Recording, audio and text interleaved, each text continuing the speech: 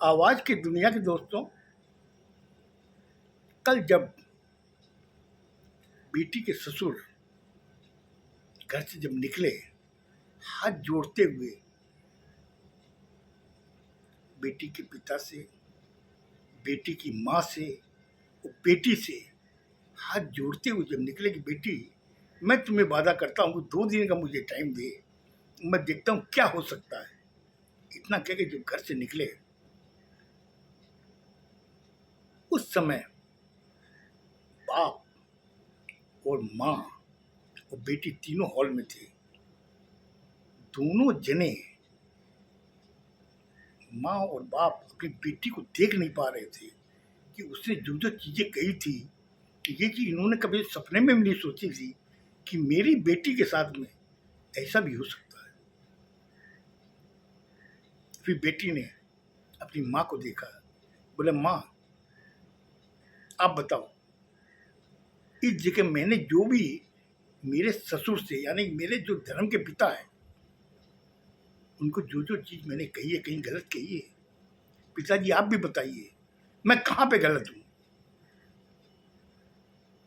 माँ की और पिता की नजरें जमीन को ही देख रही थी और जो नीचे झुकी हुई उनकी गर्दनें ये कह रही थी कि बेटी तू कहीं गलत नहीं है, गलत तो हम लोगों के साथ बहुत हुआ है।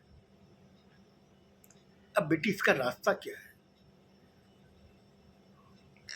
बोले पापा जी यही रास्ता खोजने के लिए मैं 3 दिन से परेशान थी, अब मैं एकदम क्लियर हो चुकी हूँ कि इससे कैसे बचा जा सकता है। बोले कैसे? बोले मैंने आपसे उनसे क्या कहा, आप उनको कह दीजिए कि मुझे तलाक दे दें, और ये चीज वो करेंगे तो बेटी एक चीज बता, तेरे पे भी इफेक्ट आएगा। बोले पापा जी इफेक्ट तो मेरे पे आना है, क्योंकि लाख गलती अगर लड़के की हो, अगर संबंध टूटता है तो उसके अंदर क्या होता है, सबसे ज्यादा गलतियां लड़के की मानी जाती है। मैं चीज को समझती हूँ, लेकिन फिर भी मैं ये डिसीजन ले चुकी हूँ कि मुझे वहां उससे तलाक लेना है। बोले बेटा जी आप तलाक ले लोगी, लेकिन उससे फिर आपके नए कोई संबंध बनाएंगे तो उसमें अड़चन आएगी। बोले पापा जी यही पहली मैं समझ नहीं पा रही हूँ कि मुझे इसे कैसे सुलझाना है। तो उसकी माँ ने कहा कि एक रास्ता है। बोले क्या? सुलंचा के पति ने उसकी तरफ देख के कहा बताओ क्या है रास्ता है? बोले इसके लिए उसे एक स्टाम्प पेपर पे लिख के देना पड़ेगा कि वो नामर्द है। अगर ये लिख के देगा तो बेटी पे लांछन नहीं लगेगा। बोले समाज के जो लोग हैं ना, वो घर की बातें कम करते हैं, लेकिन मोहल्लों की, आप आस पड़ोस की बातें ज्यादा करते हैं। 100 में से 25 अगर लड़के की बुराई बताएंगे तो 75 लड़कियों की बताएंगे। उससे कैसे बचोगी? बोले मुझे उससे बचने से मतलब नहीं है, मैं अपनी बच्ची की जिंदगी खराब नहीं करूंगी। अगर वो स्टाम्प पेपर में लिख के दे देता है, अगर आगे इस बच्ची का हमें कहीं संबंध करना पड़ेगा तो हम उनको बता सकते हैं कि मेरी बच्ची अभी भी कुंवारी है, इसका कुंवारापन उतरा नहीं है। क्यों? कि जिसके साथ शादी हुई थी उसका ये लिखित नामा है, उससे उनको विश्वास करना पड़ेगा। वो बोला फिर उनकी तरफ से भी सोचो, उनके समझ वाले रिश्तेदार क्या बोलेंगे, क्या कहेंगे तुमने लड़की को क्यों तलाक दिया, क्या वजह थी? बोले इसका एक ही रास्ता है। बोले क्या? बोले उनको भी यही कहना पड़ेगा कि लड़की इस काबिल नहीं थी कि वंश बढ़ा सके, इसलिए उसे तलाक देना पड़ा।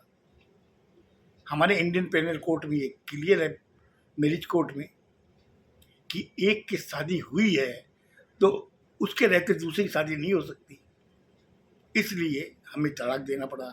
ताकि नई शादी हो जाए। लड़की बात सुन रही थी, उसके भी समझ में आ रहा था कि मम्मी पापा कितने सुधरे हुए हैं, कितनी अच्छी बात बता रहे हैं। अब मैं आपको बताता हूँ उधर में क्या हुआ। लाला केदारनाथ जब अपने घर पहुंचे, देखा कि उस समय हॉल में कोई नहीं था। वो बैठे, नौकर को कहा कि रामू मेरे लिए चाय लेकर के आ। रामू चाय लेकर के आया। उसने कहा कि मालकिन कहाँ है? बोले अपने कमरे में। बोले लड़का? बोले वो भी कमरे में। बोले दोनों को बुलाओ, बोल दो कि सेठ जी ने बुलाया है। इतना कहना था कि 5 मिनट में दोनों आ गए। खाने के बाद में उन्होंने देखा कि पिताजी बैठे हुए चाय पी रहे हैं। उसकी पत्नी ने कहा कि क्या बात है जी, आज आप बहुत जल्दी आ गए। बोले जल्दी तो मुझे बहुत पहले आना चाहिए था, लेकिन एक इतनी बड़ी समस्या थी, उसको समझने में मुझे टाइम लग गया। बोले क्या? उसकी पत्नी ने सपाट से पूछा क्या? बोले तुम बताओगे अपने मुंह से या मैं बताऊं तुम्हें? बोले आज तो आप ही बता दीजिए। बोले सुनो, तुम्हें अपने बेटे को तलाक दिलवाना पड़ेगा। बोले क्या बोल रहे हैं, किससे तलाक दिलवाना है? बोले इसकी पत्नी से। तुम्हें तलाक दिलवाना है? बोले ये कैसे हो सकता है? बोले ये तुम राजी करो इसको। तुमने कोर्ट से मेरी सर्टिफिकेट लिया किस लिए? तुम इस बच्चे की कमियां छुपा रही थी, और तुम इस चीज को अच्छी तरह जानती थी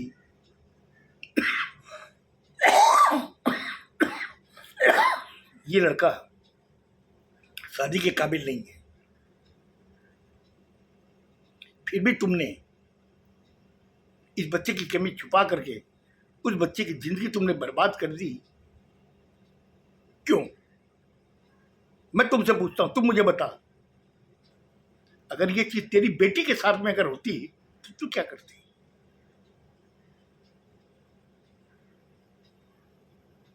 ये लाट साहब, तू जो बेटा सुन रहा है ना अपनी मेरी बात, अपनी मम्मी के बात, तू बता,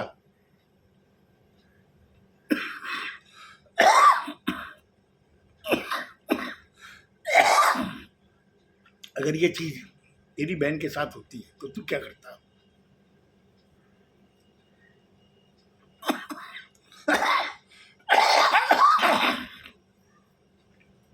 बोले पापा जी मैं आपको क्या बताऊं? बोले तुम बताने काबिल ही नहीं है। सबसे बड़ी दोषी तेरी माँ है, और उससे बड़ा दोषी तू है। तुमने आंख मीच करके उस बच्ची की जिंदगी बर्बाद कर दी। तुम मुझे भी नहीं बता सकता था कि पापा मैं शादी नहीं कर सकता? तुमने क्यों नहीं बताया मुझे? आखिर तुम्हारी क्या मजबूरी थी? और तुम बताओ, तुम इसकी माँ हो, तुम शुरू से जानती थी कि ये लड़का शादी के काबिल नहीं है, तुमने क्यों छुपाया?